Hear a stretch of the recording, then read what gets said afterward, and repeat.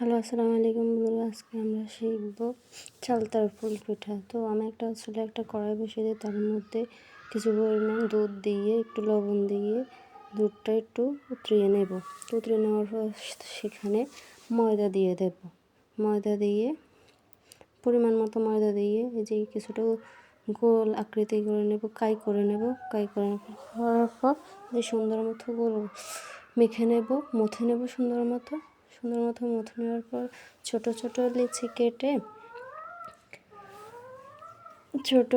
কেটে রুটি বানিয়ে নেব। তো এই যে দেখো, যত বেশি মাখ ডলবে তত মসৃণ হবে।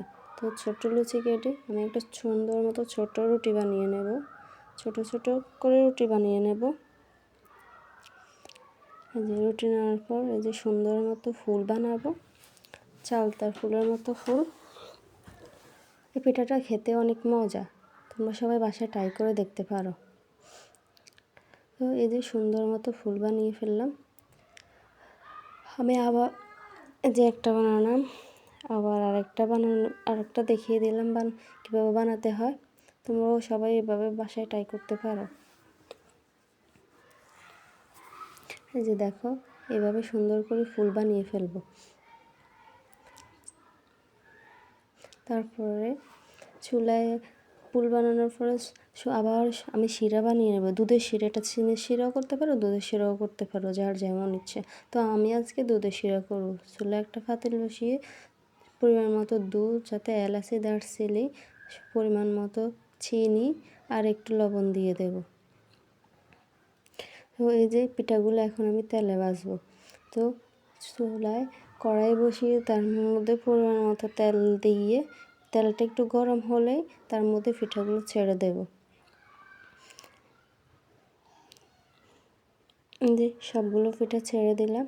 তো একটু নেড়ে দিলাম। অন্য এক ফিট হওয়ার পর আরেক ফিট উল্টিয়ে দেব। তারপর যখন লাল ব্রাউন কালার হয়ে যাবে তখন পিঠাগুলো তুলে নেব।